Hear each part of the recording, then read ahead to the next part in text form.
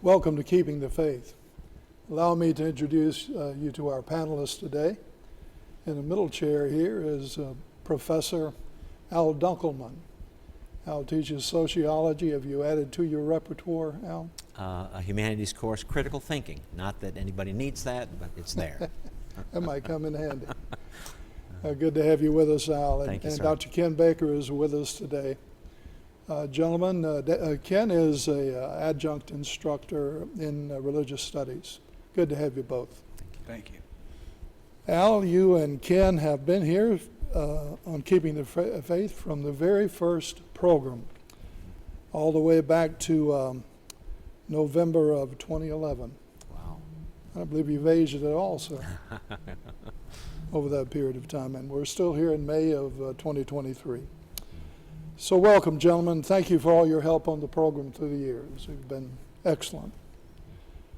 Well, about this program, I just wanted to mention a word or two. I mentioned that this program began, Keeping the Faith began 13 years ago. By the way, the name of this program was suggested by our producer Greg. Suggested it, I liked it, and so thanks, Greg, for that and for producing this program all through these years. And also to producer Tim for his assistance as well. Many of their students assisted us over the years in this program, so we're thankful to all of them. I'm especially thankful to gentlemen, to all of the wonderful guests we have had. We've had some outstanding guests on the program through the years. Somewhere between 150 and 200, if I'm counting correctly. And so I would like to thank all of those people with from interesting backgrounds, areas of endeavor. And we do appreciate them giving their time to come and have a conversation with us. They have been excellent. What kind of guests have we had, Ken? We've had musicians. What else? We've had authors. We've had folks involved in ministry of all makes and types, both in lead positions and support positions. We've had some students Yes. that had some very interesting things to share. It's been quite a smorgasbord. Ed, you have any to add to that list? Al? Boy, I think about maybe some of the topics that have been discussed, everything from worship to translations to different denominations, speaking of religious history, technology and society. So it certainly has piqued my interest, especially from my perspective of sociology. Sociology in the spirit.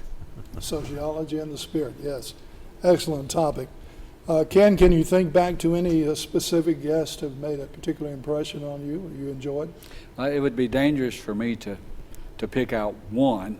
I have really enjoyed our authors. And then you had a relative who was pastoring who came in and played a trumpet solo and sang for us. Really enjoyed, I think, Tim, I believe it was his name, and he did a tremendous job.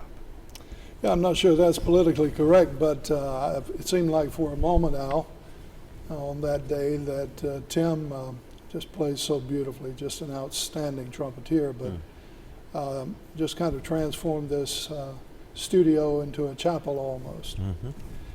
And we did a couple of Christmases, brought in our guitars and sang Yes. some Christmas-type songs, so I remember that as a semi-tradition. Yeah, I am through the speaking years. to a couple of outstanding musicians here, Ken and Al, and I don't know how many instruments you guys play, but I haven't seen anything you can't play yet. I'll put it that way. Yeah, I think for me, we had a chief of police who was currently a chief of police, and we had one who had been and who had also worked for the FBI. It was interesting to get their perspective on where our nation is headed, and are we still law-abiding, or are we becoming lawless and scofflaws? So, man, some fascinating guests. I certainly enjoyed Dr. Rit Variel. He's an interesting guy. well-educated guy, served our country for many years in the military, and has been rather innovative, to say the least, in his pastorate here in the Shelby area. I also want to thank all of our viewers. What a privilege it has been to get acquainted with you. I've been out, maybe you guys have experienced this. I'd be out in the community and someone would hail me, and so we'd have a little conversation. That was always very, very special. You guys have any stories like that? It seems like Walmart. When you get recognized in Walmart for some reason, that, hey, I've seen you on C19. And so there are people watching, and that's wonderful. And just the variety of programming that the College Station and what Mr. Tillman has put together, there's something for everyone. Yes. Yeah, it's been a pleasure to be a part of this, and I'm very thankful for that opportunity and having been on this program with you two gentlemen as well. Al, you mentioned the topics that have been covered. Related to the practice and expression of faith in our community here in Cleveland County, in our country, and indeed around the world. And I'd like to move to that, gentlemen, if we can. I'd like to talk for just a little bit about the presence of the church in the public square. How do you see that evolving in our country right now, Ken? That's a complicated question. A few weeks, well, maybe a month or so ago, there was a lot of interest generated in a revival movement that sprang up. Ashbury College and Lee University and Texas A&M, other places, and it seemed like that there was an awful lot of interest generated in church-related issues and matters. And I don't know if the lifespan of that is going to be significant or not. With so many issues that have become politicized, right to life, etc., you do see many churches that are becoming very vocal, very, I guess, having a footprint in government as well as in their communities. Sometimes the effects are seen as positive, sometimes as negative. But I think the day we're living in, it's impossible to ignore the church, but it's possible for the church to ignore their times. So the churches that really have a commitment to whatever their task is, it's a good time for them to at least make their presence known. But sadly, a whole bunch of them really are a social club, and it's us four and no more, and everyone else out the door. So that's a good point Ken makes, Al. Speaking of the cultural wars, by the way, are the cultural wars over, or are they continuing? Wasn't the Carpenters who said, we've only just begun?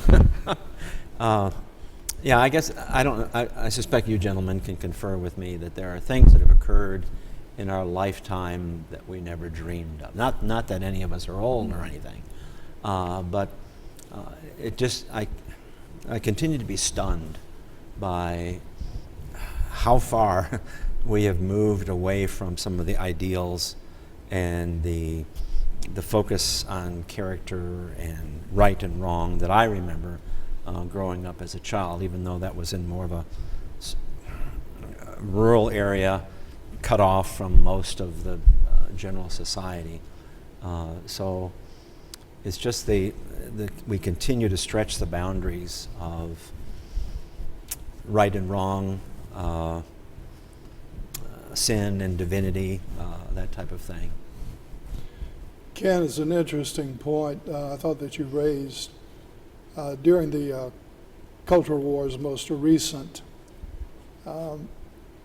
Was the church absent without leave? Was it involved at all in the public square? Overwhelmingly absent. There were some that refused to be, that can't, It's kind of like the call to ministry of the Scripture, I said I wouldn't say anything, but it was like fire in my bones. I had to speak. But going back to something that Al said, it reminded me of the scriptural prohibitions against moving landmarks. There were property markers that you could not move. And the Bible gives us advice to not move the old landmarks. Well, in religion, the landmarks are what God prescribed. And it seems like the tendency today is just to move that landmark. You said traditional, accepted understandings, just move them and keep moving them and keep moving them. Mm-hmm. But as it is with the markings that God put on Israel, that you can move them, but he set the original landmarks and said, now that's controversial, but hey, I'll be leaving in a little while. But we tend to move landmarks, but I don't think the Creator, who is looking for our benefit, says, I recognize your landmark. No, he's saying, you need to recognize my landmark. And there again, there is a remnant that says, hey, let's go back to the old landmark. But then there's also a large majority, I think, that says, well, our generation will just establish new landmarks. And we'll forget what the Creator, who gave us a guidebook to living prosperously and happily, what he says. Al, you are our quote giver, maker, recorder. You got a quote to cover this one? I've got several quotes, but first of all, the Word of God is the ultimate words, and so. But there are some significant quotes by spiritual people that I feel like have really helped me and really kind of follow how I believe and how I think. Even though, again, the great Earl Scruggs, right here in Cleveland County, one thing profoundly that he said that I love what he said, but at the same time I don't like it. Earl Scruggs once said, when he started moving away from traditional bluegrass and playing with his sons, country rock, he said, you can't encore the past. Even though that's a brilliant statement, but in a way I don't like it. I wish we could go back. When was the greatest decade of growth in the U.S. for religiosity? Was it the 40s, 50s? I'm not sure. Yeah, it would have fallen into that. That's always what I believe. I don't have any firm Post-World War II there. was tremendous. Yes. But there was a clergyman called Dr. Walter Coffey. He was actually president of the University of Minnesota in the early 1940s. He said, all education should be directed toward the development of character. And I don't think anybody's going to disagree with that. All education should be directed toward the development of character.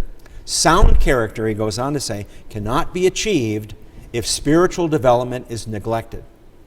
And this is profound. I do not like to think of turning out physical and mental giants who are spiritual pygmies. Now that is brash, in your face, but I agree with him, is that we're losing that wholeness and balance. We're not just body and mind. We're body and mind and soul, as our earlier philosophers want to continue to remind us. So perhaps we've lost our balance. We're out of balance as humanity or within society. And the spiritual development is just as important of me developing mentally and physically as well. Thank you, gentlemen. I'd like to pursue that further, maybe look at the secularization of our society and culture. But we're going to take a break. We'll be right back.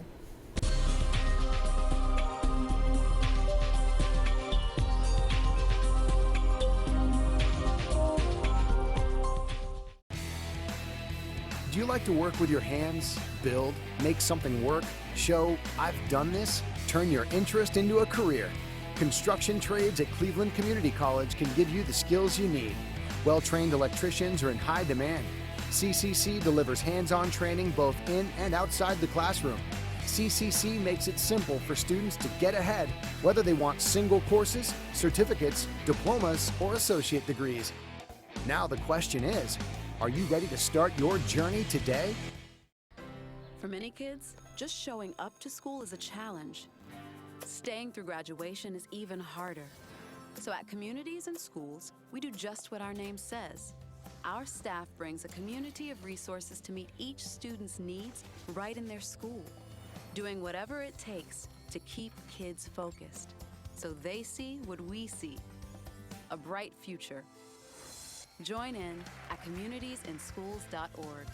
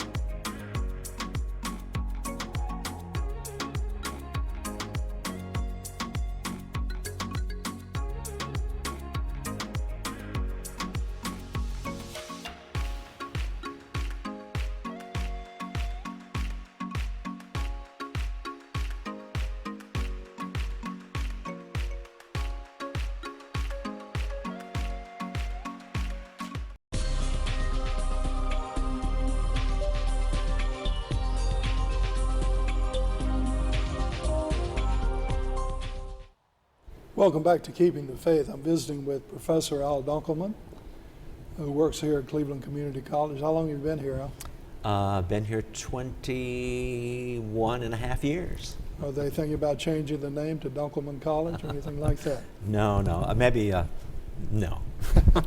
You're not going to rise to that. If I had big. deep pockets, Dunkelman Hall sounds good. That won't happen. That'll work.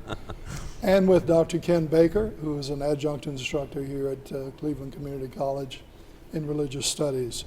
Good to have you back, gentlemen, and thank you for your work on this program through the years. We're talking about the church in the public square, and part of the conversation, I think, has to go to the issue of secularization of our culture and our society. I think it's fair to say that's where we're headed at this point. Ken, you mentioned the recent flurry of revivals, so I'm sure Charles Grandison Finney would have been pleased, and Billy Sunday and D.L. Moody, and maybe even the Reverend Dr. Billy Graham. Huh? Absolutely.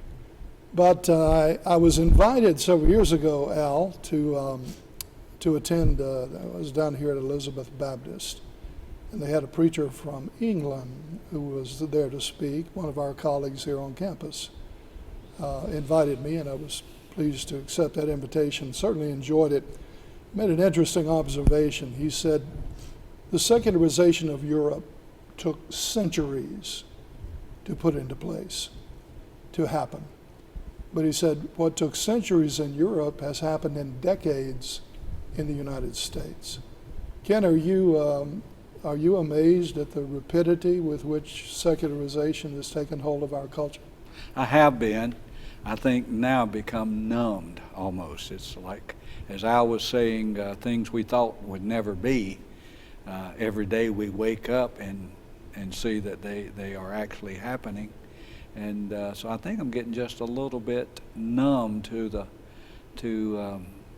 rapidity of change. And I try not to be discouraged, because there's always a remnant, there's always a light, and there's always a potential, for a reversal.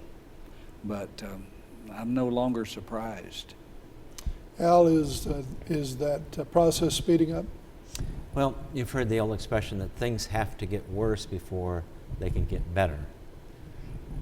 I don't know if it applies to what we're with this subject matter. That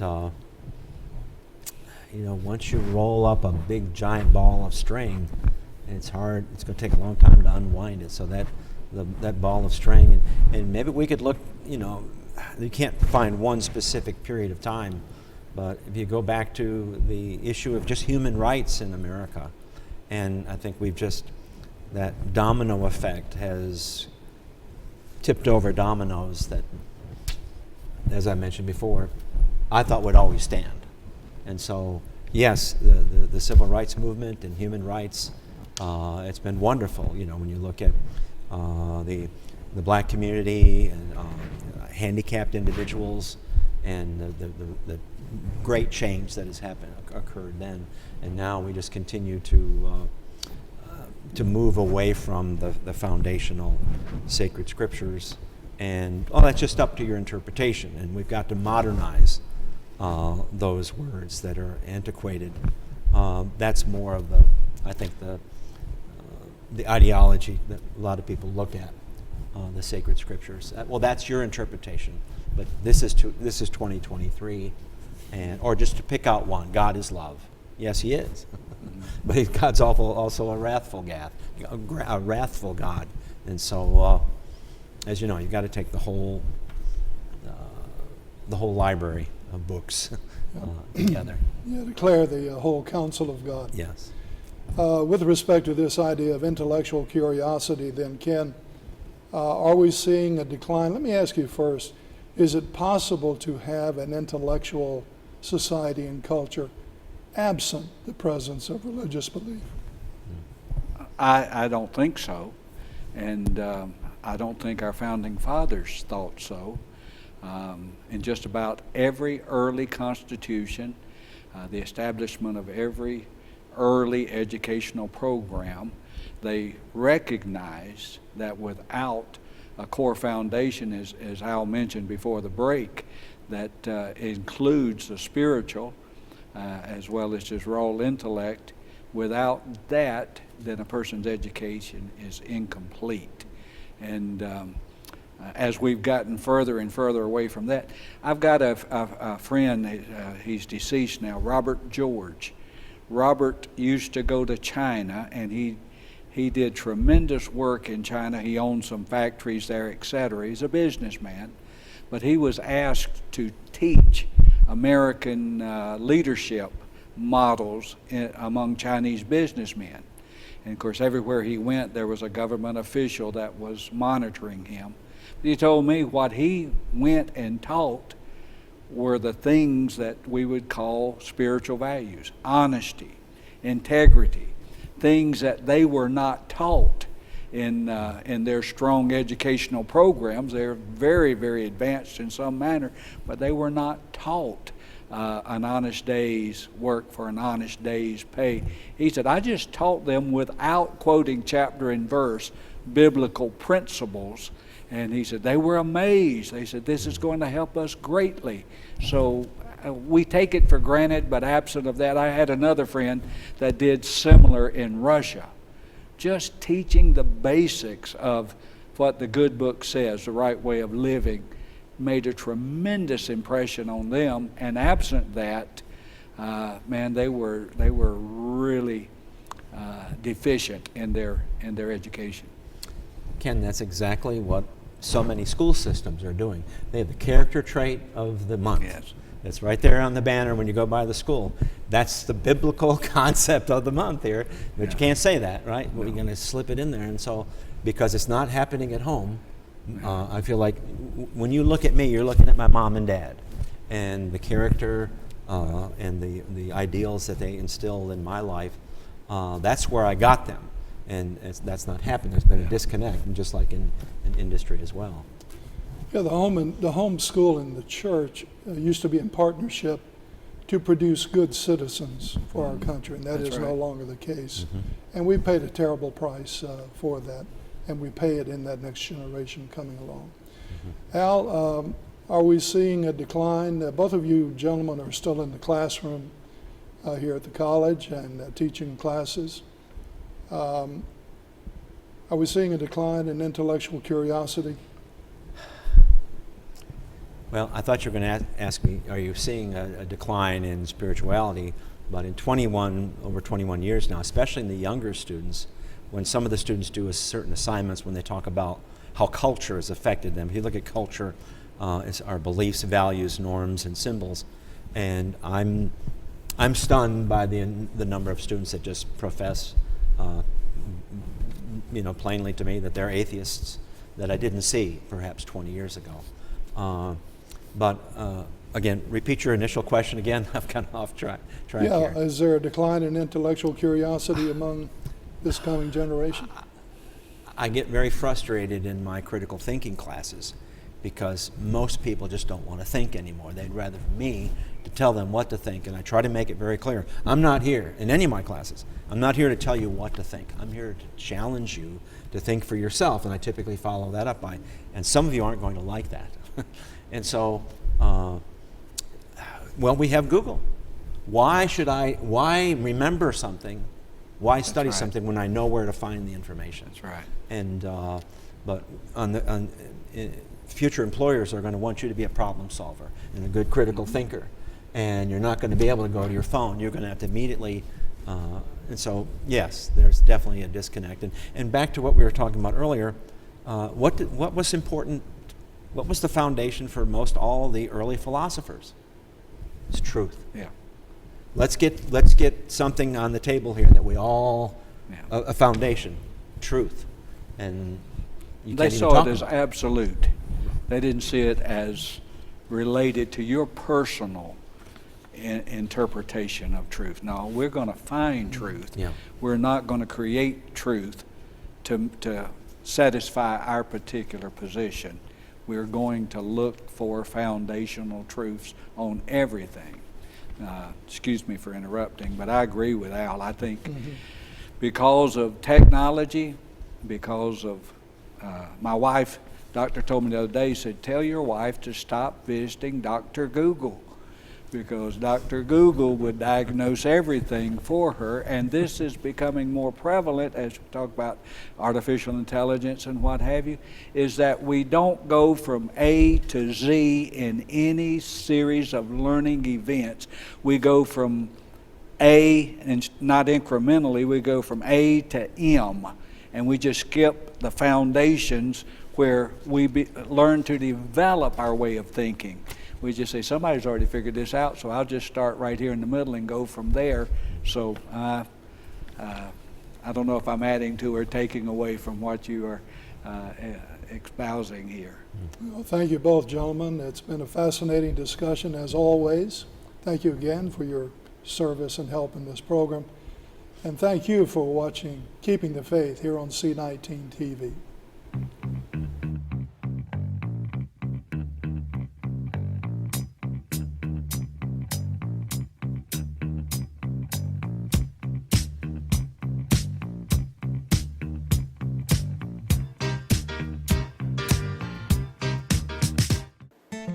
Tune in to Senior Moments, C19's newest series, to learn about senior living in Cleveland County. I am your host, Jackie Sibley Newton with Brookdale Assisted Living. Whether you are a senior, planning for your own future, or helping someone make decisions, Senior Moments has got information to share. We talk about the wealth of services, activities, and healthy living options available to you here in our area. Tune in and learn more about how to live your best life. That's Senior Moments right here on C19 and also on C19.tv. These lines, like the creases in my father's hands, show the hard work and sacrifices of a line worker. These lines are the connections my father helped build between people, businesses, and organizations. They tell the story of how we invested in ourselves. We're public power, and these lines are our lines. Fact: COVID-19 vaccines are safe and effective. Millions of doses have already been given in the United States, and these vaccines have the most intensive safety monitoring in U.S. history. If you have questions, get answers from a reliable source, cdc.gov.